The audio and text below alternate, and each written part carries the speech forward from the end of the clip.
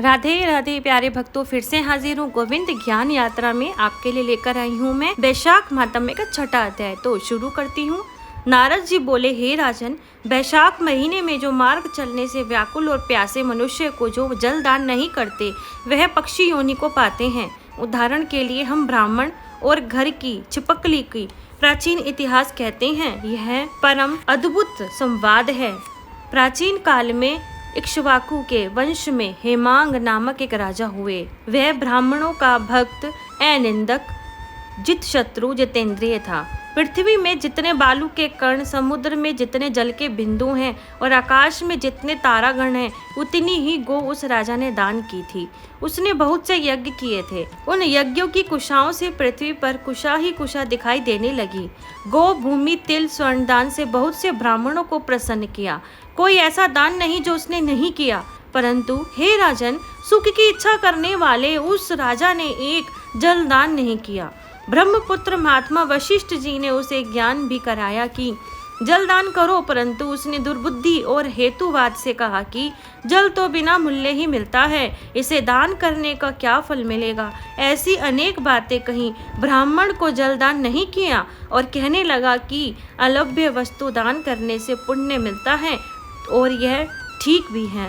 वह राजा लूले, लंगड़े, दरिद्री, जीविकाहीन ब्राह्मणों की सेवा तो करता था, किंतु वेद पाठी, तत्वज्ञानी ब्रह्मवादियों की पूजा नहीं करता था। वह राजा कहा करता था कि विख्यात ब्राह्मणों की पूजा सेवा तो सभी करते हैं, परंतु अनाथ, बिना पढ़े लिखे, लूले, लंगड़े ब्राह्मण और दरिद्रों की बड़ी दुर्गति है। अतः वैसे ही लोग मेरी दया के पात्र हैं। तो इस प्रकार वह दुर्बुद्धि कुपात्रों को दान देता रहा। इस महादोष के कारण 3 जन्म तक उसे चातक की योनि मिली। फिर 1 जन्म गिद्ध बना और 7 जन्म तक कुत्ते की योनि में रहा। फिर हे राजन, वह एक राजा के घर पर छिपकली की योनि में जाकर रहा। उसका नाम श्रुति कीर्ति था और मिथिलापुरी का राजा था। छिपकली घर के दरवाजे के चौखट के ऊपर कीड़ों के भक्षण करती हुई 87 वर्ष तक रही। एक दिन देव योग से मुनियों में श्रेष्ठ श्रुतिदेव नामक ऋषि दोपहर के समय मार्ग से थके मिथिलापति के घर आए। ऋषि को देखकर राजा अत्यंत प्रसन्न हुआ और सहसा उठकर बड़े आदर सत्कार से मधु प्रकारदी से पूजन और चरण धोने लगा और चरणों तक को अपने मस्तक पर छिड़का। तब देव योग से एक बूंद जल उस छिपकली पर गिर पड़ा। जल की बूंद पड़ते ही उसे ज्ञान हो गया। नाना योनियों में दुख से दुखित हुए ब्राह्मण देवता से हाय हाय कर कहने लगी, हे ब्राह्मण, मेरी रक्षा करो। एक छिपकली का ऐसा शब्द सुनकर ब्राह्मण को बड़ा आश्चर्य हुआ। वह कहने लगा, हे गोधा, तू कहाँ है? क्यों विलाप करता है? तेरी यह दशा कैसे हुई? तू देवता है कि पुरुष, या कोई राजा या ब्राह्मण? हे महाभाग, तू कौन है? कह तो सही, मैं आज तेरा उद्धार कर दूंगा। ऋषि की ऐसी बातें सुनकर वह राजा महामतिमान श्रुतिदेव जी से कहने लगे कि हे ब्राह्मण, मेरा जन्म इक्ष्वाकु कुल में हुआ था। मैं वेद शास्त्रों का पूर्ण ज्ञाता था। पृथ्वी में जितने रज के कण हैं, जितने जल के बिंदु हैं, जितने आकाश में तारागण हैं, उतनी मैंने गोदान की थी। मैंने सभी यज्ञ किए, वह पी, कूप, तालाब बनवाए, अनेक दानों को दान दिया, धर्म पूर्वक राज्य किया। फिर मेरी ऐसी दुर्गति हुई, मुझे स्वर्ग न मिला। 3 जन्म तक मुझे चातक की योनि मिली। 1 जन्म में मैं गिद्ध हुआ। फिर 7 जन्म तक कुत्ते की योनि पाई। अभी यह राजा के अपने चरणों तक को छिड़क रहा था, तब एक बूंद जल उछल कर मेरे ऊपर आ गिरा। उसी के पड़ने से मुझे अपने पूर्व जन्म का स्मरण हो गया है। मेरे सब पाप दूर हो गए हैं। हे द्विजवर, 28 जन्म तक मुझे इस छिपकली की योनि भोगनी पड़ी है। तरह तरह के देवी सृष्टि दिखाई देती है, अतः अब मैं इन जन्मों से डरता हूँ। हे द्विज, मेरी ये दशा कैसे हुई? कोई विस्तार हो तो कहिए। यह सुनकर द्विज ने ज्ञान चक्षु द्वारा सब वृत्तांत जान लिया और कहने लगे, हे राजन, मैं तेरी इस बुरी योनि का कारण जानता हूँ। चित्त लगाकर सुनो। तूने माधव भगवान के प्यारे वैशाख मास में जल दान नहीं किया। तूने जल को सुलभ समझकर निश्चय कर लिया कि ये मुझे बिना मूल्य की वस्तु दान नहीं करनी है। मार्ग में चलने वाले धूप से पीड़ित ब्राह्मण को जल दान नहीं किया था। साथ ही सुपात्रों को छोड़कर कुपात्रों को दान दिया और जलती हुई अग्नि को छोड़कर कोई राख में भी हवन करता है क्या?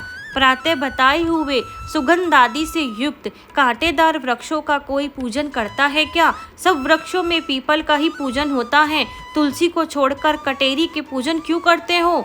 पूज्यता के विषय में अनाथ की आवश्यकता नहीं। लूले लंगड़े केवल दया के पात्र पूज्य नहीं, तपस्वी ज्ञानी वेद आदि शास्त्रों के ज्ञाता ये विष्णु भगवान के स्वरूप हैं, अतः वे सदा पूज्य हैं। इनमें भी ज्ञानी ब्राह्मण सदैव ही विष्णु भगवान को अत्यंत प्यारे होते हैं। इसी कारण से ज्ञानी ही सदा पूज्यों में अधिक पूज्यतम होता है और साधु महात्माओं का अवज्ञा इस लोक और परलोक दोनों में दुखदायी होती है। महापुरुषों की सेवा ही धर्म अर्थ मोक्ष का कारण है। ऐसे ही करोड़ों अंध जाति कर्तव्य को नहीं देखते। ऐसे मंद आश्रमों के लोगों की संगति से कुछ नहीं मिलता। वैसे ही जल में तीर्थ और मिट्टी अथवा पत्थर के बने देवताओं से भी तत्काल कोई लाभ नहीं होता। ये तो बहुत काल में पवित्र करते हैं, किंतु साधु महात्मा दर्शन से ही पवित्र कर देते हैं। साधु सेवा से कोई सुशिक्षित पुरुष दुखी नहीं होता। जैसे अमृत पान करने से जन्म मरण वृद्धावस्था आदि दुख नहीं देते। तूने जलदान नहीं किया, ना साधुओं की सेवा की। हे इक्ष्वाकु नंदन, इसी से तेरी ये दुर्गति हुई है। वैशाख में जो मैंने पुण्य किया वह तेरी शांति के लिए मैं तुझे देता हूँ। इसके प्रताप से भूत भविष्य वर्तमान कर्मों के संस्कार दूर हो जाएंगे।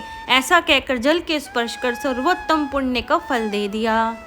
इस तरह जब उस ब्राह्मण ने वैशाख में एक दिन के स्नान का उसे फल दे दिया, उसके सब पाप दूर हो गए।